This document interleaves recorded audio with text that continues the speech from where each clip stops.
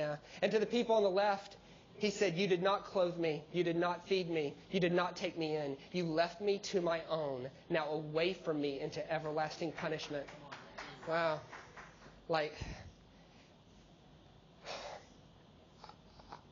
first time I read that, I just went and found an orphanage and wrote a check.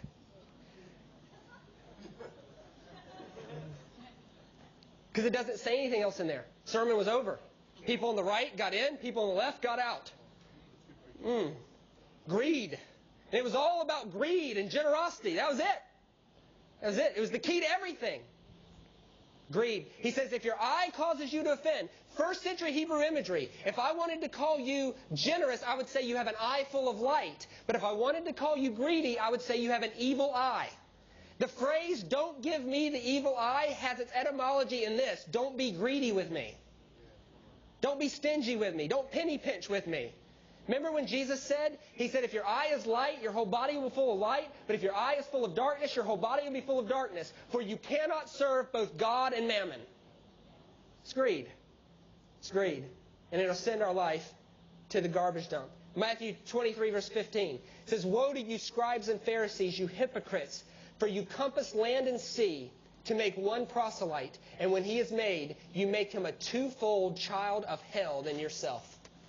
In other words, all you guys are trying to get people in. And when you get them in, you're making them twice the child of hell that you are. Because you're not focusing on the big things. You're making it so hard.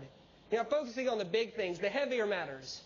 Anger and pride and humility and greed and generosity. You're focused on all this stuff. Where you stand, where you don't stand, how far you can walk. None of that has to do with air. We've got to talk about people's hearts and our disposition towards people and our commitment to bring heaven to earth. Matthew 23:33, He says, you serpents, you offspring of vipers, how could you ever escape the condemnation of Gehenna? In other words, your life's already on the garbage heap.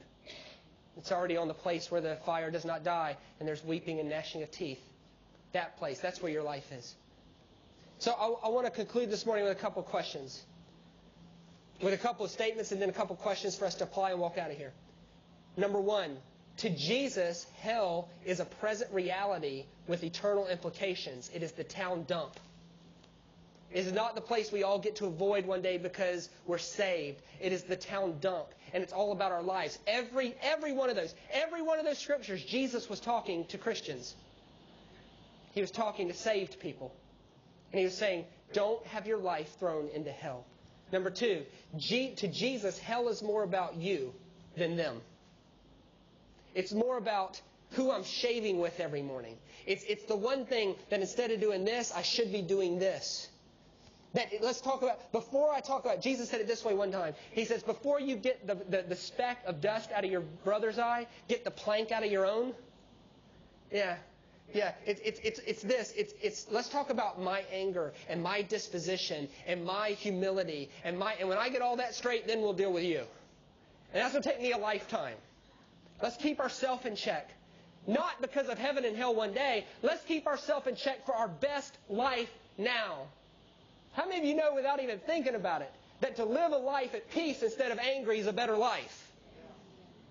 To live a life forgiving people instead of holding offense your whole life, that's a better life. Like it does you no good. I've had people, just before I left, I had a counseling appointment. And this woman was in there with her husband, and she was still making him pay for the sins of her daddy 40 years ago. That's not the best life. Her life is in Gehenna. And she actually said that. She said, I feel like my life is in hell already. And that's what Jesus was getting at. Like a life where you're the servant. You're the last shall be first. The first shall be last. Like the humility. That is a better life. A life where money is not your slave master. That you can reach in your wallet at any time and you could give all that you have to help the poor. That's a better life than someone who needs to hoard it all. It's just freer. It's not that God likes you more or likes you less. It's just freer. It's just freer. Number three, to Jesus, your fragrance before God was very, very important. Remember the Hebrew people, they were imagery people. And they had this awesome imagery. And you see this all through the Bible. And it says that they saw that their lives had a smell before God. Had a smell before God. Like They would, remember in the Song of Moses, let our voices rise like incense. Let it be as sweet perfume. Let our praises fill the temple.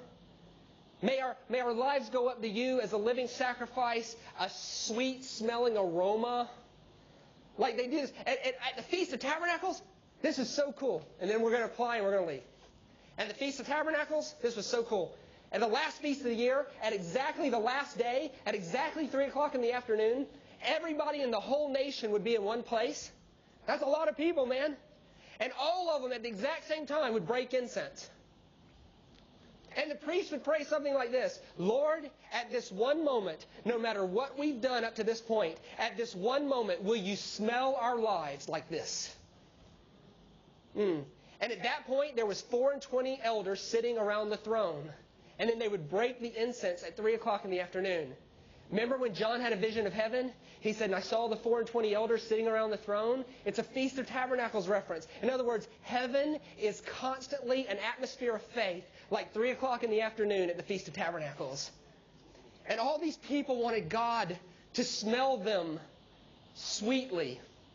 Sweetly. In other words, you don't want your life to ascend to God and God go, good Lord, what'd you eat? Like you don't want your life to ascend to God and God go, whew. So this is what Jesus is saying. He's saying if you're constantly offended and you can't forgive, then your life has been thrown on Gehenna, where there's hot garbage. In other words, your life smells like hot garbage to God. Your unforgiveness smells like hot garbage. Your offensiveness smells like hot garbage. If you're set in your ways so that you can ruin another person's journey because you don't care if you offend them, your life smells like hot garbage. If you set yourself up as better than other people, your life smells like hot garbage. If you pray for pretense and then overlook the deeper issues of kindness and generosity.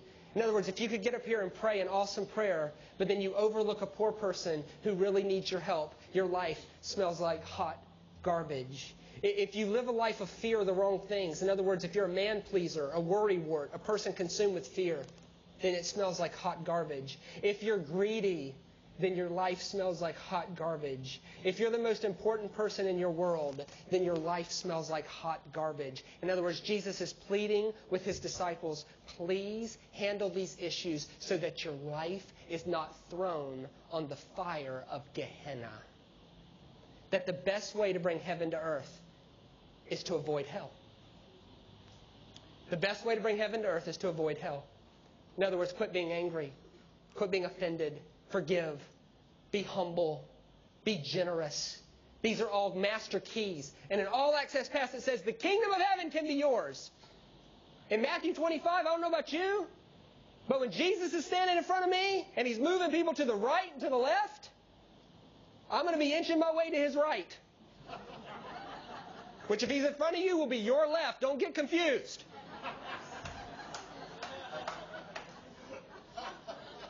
Because I read it. The people on the right, they get in.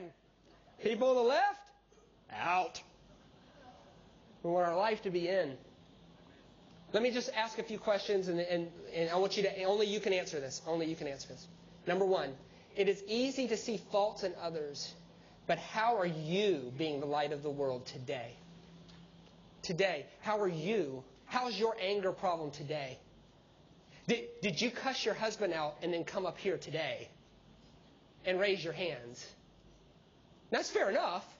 Like, God doesn't like you any less. But how are you being the light of the world in your own home? Like, how did you speak to your wife on the way to church today because she took 5 minutes longer and you're running a little late? Yeah, how did you handle that when this week when your kids got on your nerves and you had an outburst of rage with them? How did that go? Forget about everybody else. It's not about them going to hell one day. It's about you bringing heaven today, and it starts in your home.